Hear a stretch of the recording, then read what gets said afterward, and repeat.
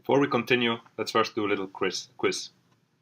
Please select all of the statements, the 4 statements here, that you think are correct. Okay, let's go through each of the statements. Increasing the amount of parallel teeth in a comb drive will not increase the maximum stroke, because the stroke is determined by the length of the teeth. However, you'll be able to have a larger force. So we see that the first point will be false, and the third one will be correct. Increasing the length of the teeth will increase the maximum stroke, so the second one is correct. It will not increase the maximum force that can be delivered by the actuator.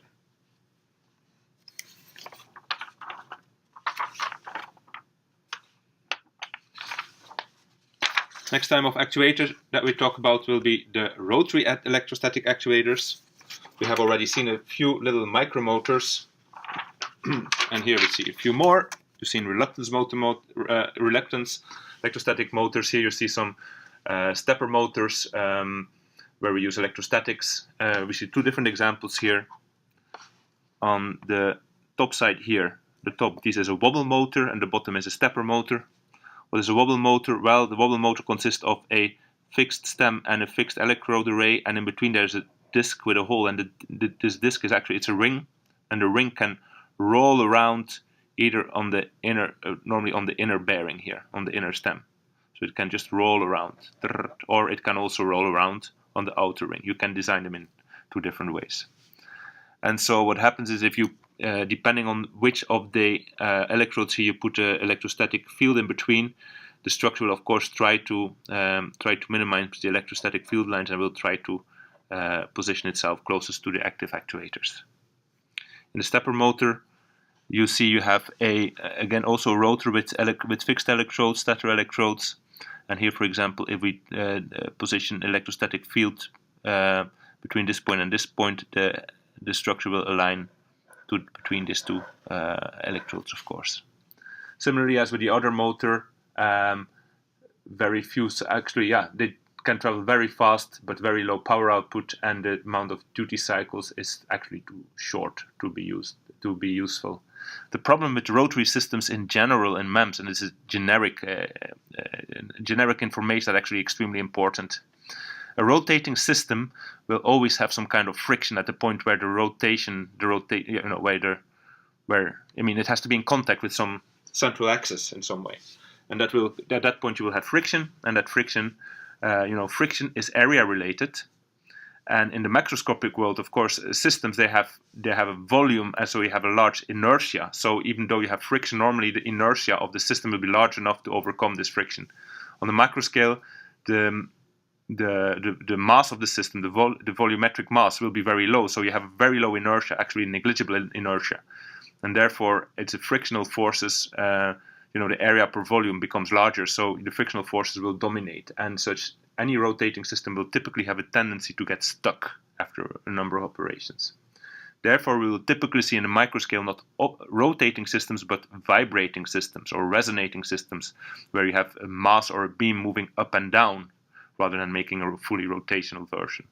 So it's and a vibration, you can see, it's a part of a rotation, but it only goes over instead of making a 360-degree angle rotation, it only makes a very short rotation, maybe 10, 20, 30-degree rotation, and then moves back.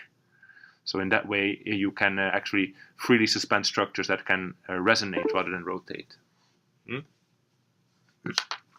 So not very practical, actually, is rotary systems. Final type of electrostatic actuators we're going to talk about are electrets. There's a difference between an electret and an electrode. They're actually opposite. An electret is a dielectric material, so an electrode must be metallic or semiconductor, it must be conductor material that you can set a certain potential on. An electret is a dielectric material, for example, a plastic or a piece of wood. And an electric is a material on which you can put a charge. So if you, for example, you take a balloon and you rub it in your hair, your hair is going to be attracted to the balloon due to the electrostatic charges that you put onto the balloon and onto the hair. So you can actually put charges on an electret, and because the electret is dielectric and not conductive, the charges you put on that material will not be able to run away. They're fixed there. Put a charge on a metallic structure, the charge will be able to run away, or the electrons in the metal will be attracted to the charge and totally compensate for it. So an electret is some kind of a piece that you can put a charge on a fixed charge without having to put a voltage. And you put these charges there typically, for example, using a plasma discharge. You load or rubbing them against a surface. So you put a fixed charge on the structure. And electrets are used actually in, a good example is the electret microphones. They are extremely high quality microphones, and they are used in hearing aids. So very small microphones. And here you can see such a typical microphone. It consists of two plates. The top plate is a normal electrode and the bottom plate is the electret plate. So this plate is charged, fixed charge, and then depending on what kind of voltage output here, I'll have an attraction or a repulsion between these two plates. And so my voltage, my signal here is then converted in, or no, this is not a microphone, loudspeaker, this is a microphone. So basically what it does, of course, is the sound waves move the electret, and moving the electret will bring charges closer or further away from this plate here. So it works actually as a capacitance, and these charges that will push the charges away or into the electrode, and that you can measure actually. That is actually then your signal that you get. So you can see electrodes in an electrostatic actuator. This is very important. Electrodes can only attract each other. We saw that in the beginning. Yeah, they can never repel. If you put them at a different potential, they will attract each other. If you put them at an equal potential, there will be no force. But you cannot make them to repel each other. And the reason for that is that you cannot store, for example, positive charge on one electrode and positive on the other and bring them close to each other. What would happen is that these positive charges would run away through the metal. Away, because the charges can move freely in a metal. On an electrode, in an electret, they cannot move freely. So I take a positively charged electret and another positively charged electret, and I bring them close together. These positive charges will be able to repel each other. They will repel each other because the charges are fixed on the electric plate. They cannot run away. So electrets can be used to generate repulsive electrostatic actuators.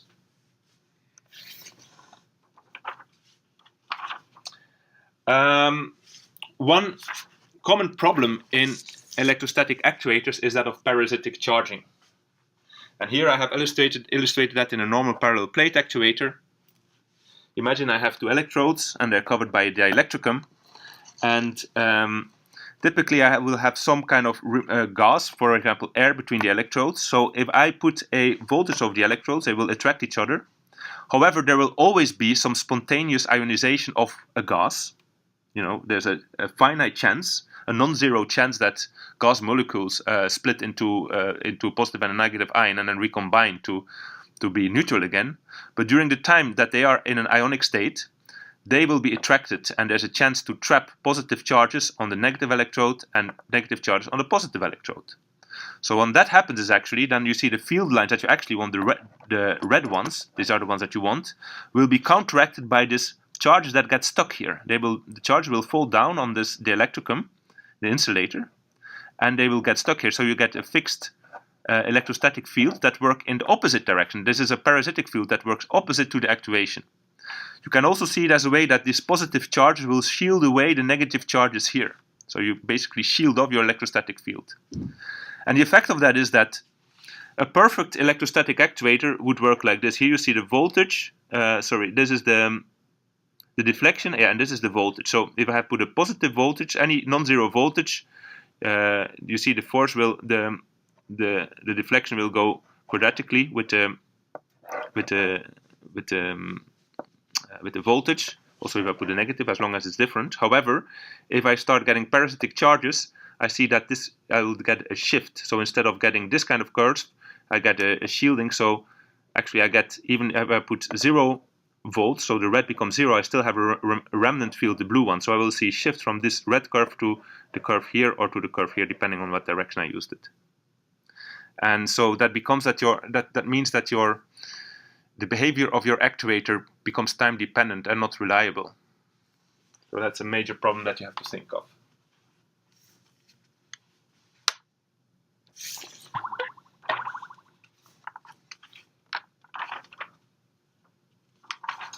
So we've now discussed the 4 major actuation principles in MEMS: thermal actuators, electrostatic actuators, piezoelectric actuators, and magnetic actuators.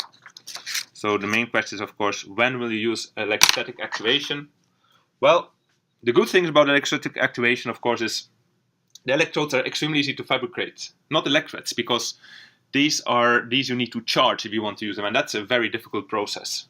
But if you use just electrodes, they're very easy to fabricate. Electrostatic actuators will be really fast. Basically, they are capacitors, and you load or unload a capacitance, and this can be done very fast, especially if you compare, for example, to a, say, thermal actuator.